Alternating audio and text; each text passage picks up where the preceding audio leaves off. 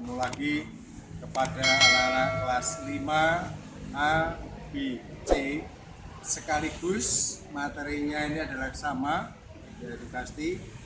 Maka untuk kelas 6 A, B, C saya rangkum menjadi satu, yaitu dalam permainan kasti. Ya. Oke, anak-anak kelas 5 dan kelas 6 materinya sama, yaitu permainan kasti. Yang pertama, permainan kasti itu termasuk permainan bola kecil. Ya, bola kecil karena mainnya pakai bola kecil. Jadi permainan kasti yang benar pakainya adalah bola karet. Bola karet ini boleh dikatakan namanya bola cetuk. Nah, kenapa Pak Arno kok kalau mengajar tidak pakai bola ini? Ini karena sakit.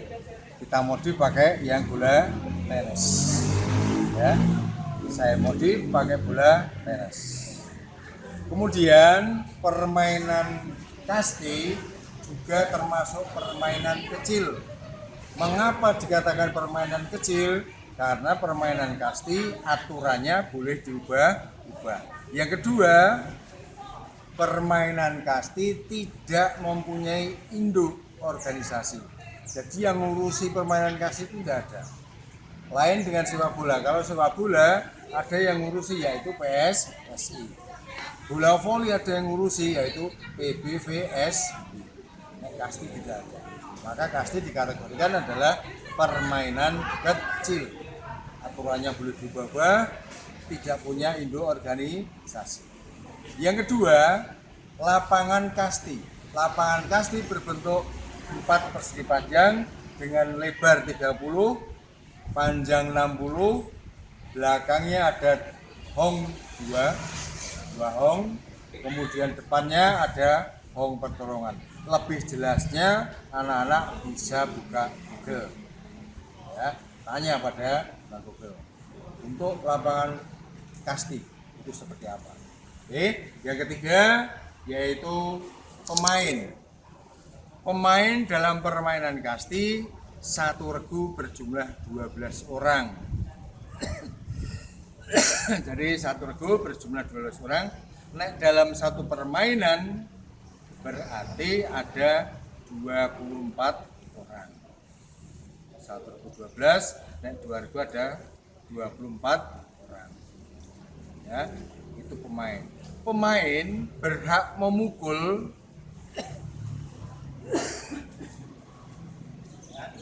pemain berhak memukul. Ini adalah pemukulnya, bentuk pemukulnya, pemukul kasti.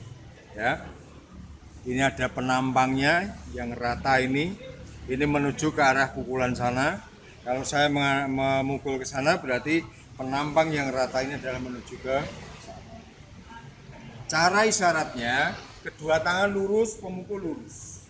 Jadi isyarat tangan kiri adalah minta tinggal juga, kemudian pemukulnya lurus atau sejajar dengan tangan kiri. Tarik, ya, pukulnya juga datar. Teknik memukul. Kemudian untuk menjadi seorang pemain kasti yang hebat harus pandai 3 hal. 1, lempar tangkap. Kenapa kok lempar tangkap saya jadikan 1? Karena kalau lempar sendiri, tangkap sendiri kurang maka teknik dasarnya yang pertama adalah lempar tangkap. Yang kedua, memukul. Yang ketiga, lari sprint untuk menghindari bola. 3 hal ini yang namanya adalah teknik dasar yang harus dikuasai oleh seorang pemain. Lanjut, yang keempat adalah nilai. Nilai dalam permainan kasti ada 3 macam, yaitu nilai 0, nilai 1, nilai 2. Nilai 0 diperoleh apabila jelas pukulannya salah. Pukulan salah itu 1 tidak kena, kedua keluar. Ya, itu pukulan salah. Kemudian yang kedua nilai 1. Nilai 1 diperoleh apabila pukulannya benar. Pukulannya benar itu masuk di tengah lapangan, bukan di luar garis. Ya. Pulang dengan selamat dengan bantuan teman. Maaf, saya ulang. Nilai 1 diperoleh apabila pukulannya benar, pulang dengan selamat sampai ke ruang bebas dengan bantuan teman. Saya garis bawahi dengan bantuan teman. Ya. Pukulan yang berikutnya atau nilai yang berikutnya adalah nilai 2. Nilai 2 dalam permainan kasti bila pukulannya betul, ya, pulang dengan selamat ke ruang bebas tanpa bantuan teman atau yang sering disebut home run. Jadi, apa artinya home run? Home run itu adalah artinya pukulannya benar, pulang sampai ke ruang bebas tanpa bantuan teman. Itu namanya home run. Ya. Itu anak-anak. Kemudian saya lanjutkan masih dalam permainan. Ya. Setiap pemain berhak memukul 1 kali, kecuali pemain ketiga atau pemain terakhir berhak memukul 3 kali. Jadi misalkan 1 sampai 11 semuanya di lapangan. Tinggal nomor 12 tok til. Nomor 12 tok til ini berarti berkesempatan memukul 3 kali. Pukulan salah, pukulan pertama salah atau betul boleh tinggal, tidak lari. Pukulan kedua betul, ya, boleh lari, boleh tidak. Pukulan ketiga kena, tidak kena harus lari. Pemain yang ada di belakang berusaha masuk ke ruang bebas. Ya, ini dalam permainan kasti. Nah, kemudian cara mematikan dalam permainan kasti adalah dilempar bola langsung kena orangnya, kecuali kepala. Ya, kecuali kepala kena tidak mati. Ya, kecuali kepala kena tidak mati. Bagaimana pertanyaan ini? Bagaimana kalau kena baju, Pak? Kena baju ya termasuk mati. Bagaimana kalau karena rambutnya panjang, ya, karena rambutnya panjang, kemudian dilempar kena rambutnya, kira-kira mati tidak jawabannya? Tidak mati, selama rambut itu tidak nempel di badan. Tapi kalau rambutnya nempel di badan, tetap mati. Oke, demikian ada pertanyaan dari anak-anak.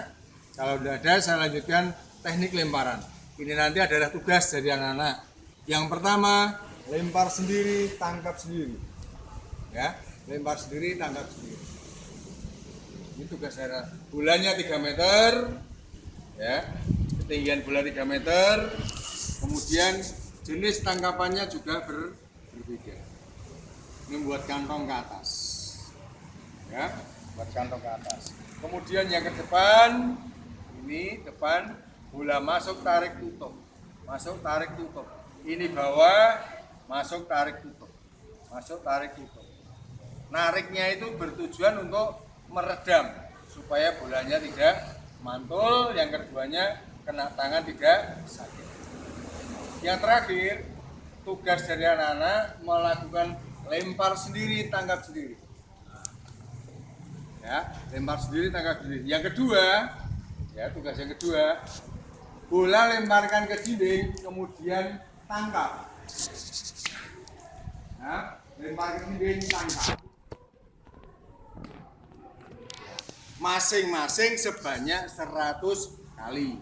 Jadi lempar sendiri 100, kemudian lempar dinding juga 100. Totalnya adalah 200. Ini tugas dari anak-anak. Sekian. Bila ada tutur kata saya yang kurang enak, mungkin salah atau apa, saya minta maaf. Akhirnya saya tutup. Assalamualaikum warahmatullahi wabarakatuh.